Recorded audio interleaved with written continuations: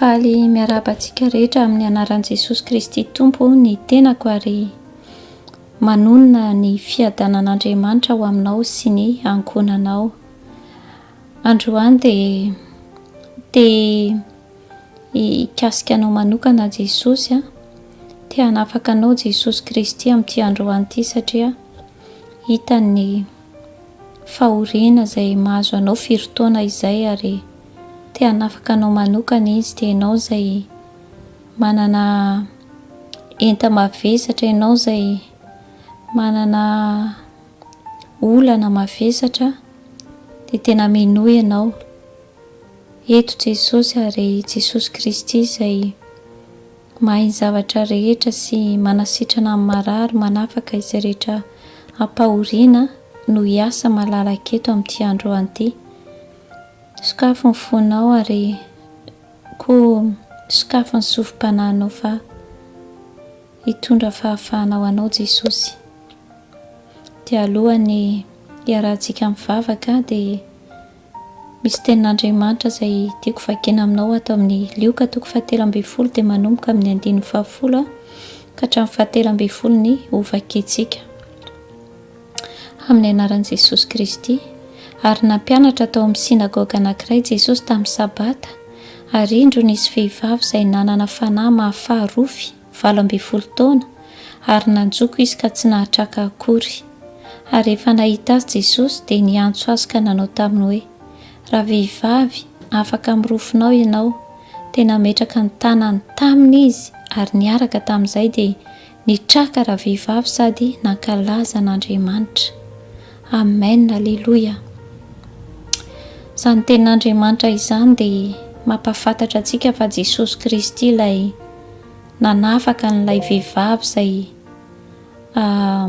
nanana fanahy mahafaharofo hozy izy ny tenin'Andriamanitra 12 taona ary eritrereto hoe 12 taona izany ravehivavy izany nanjoko tsy nahatraka akory fa tamin'ny fotoana izay nifanenany tamin'i Jesosy dia Jesosy nahita azy dia niantso azy dia nametraka ny tanany taminy Jesosy ary niaraka tamin'izay dia nitraka ravehivavy sady nankalaza n'Andriamanitra.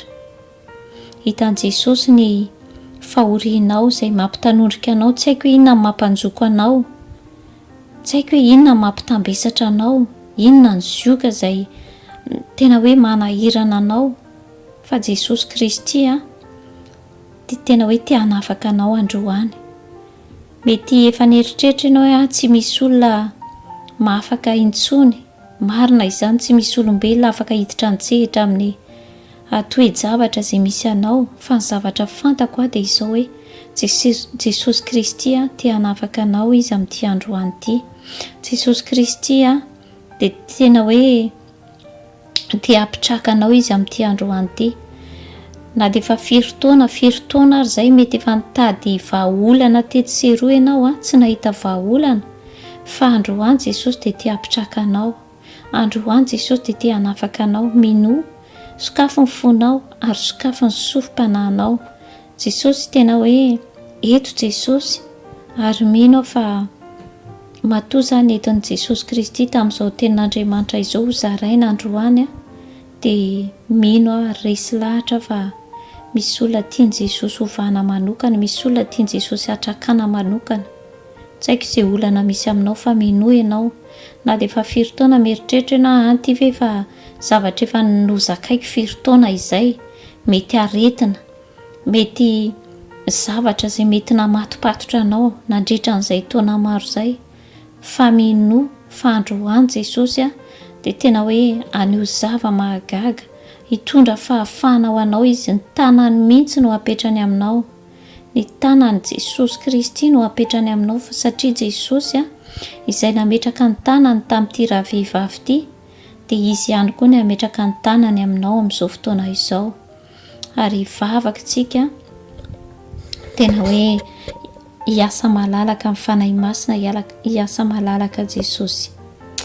Halleluia. Jesosy misaotra anao izay fa Andriamanitra velona tokoa ianao ary mahita ny fahoriana ny tsirairay avy rehetra izay lanjaina, izay rehetra mety mampitambesatra mampanjoko mihitsy ara Jesosy ary fantatrao Andriamanitra momba anay rehetrarehetra tompo tsy misy miafina aminao. Ankehitriny a Jesosy io dia mivavaka manokana ho an'izay rehetrarehetra Jesosy manana enta mavesatra izay mety efa nolanjainy nandritra ny taona maro izay Jesosy Kristy io, ary izy ara mieritreritra Jesosy fa hoe tsy misy vahaolana intsony amin'ity toe-javatra izay mahazo anaty izy satria efa lany aikina teo anatrehan'ny olombelona Andriamanitra eny Jesosy io, ary mety efa nangataka taminao ary izy ireo Jesosy fa tsy nahazo valiny, fa amin'ity androany ity ianao Jesosy io dia hiditra an-tsehatra ary indray an-tanana manokana ianao, ny tana maherinao mihitsy Andriamanitra no apetraka ao aminy Jesosy Kristy tahaka ny nametrahanao ny tananao tamin'ny ravehivavy izay voan'ny fanahany mahafaharoa 20 taona Jesosy, dia tahaka izany ninona Andriamanitra ary naoviana Jesosy io natongavany izany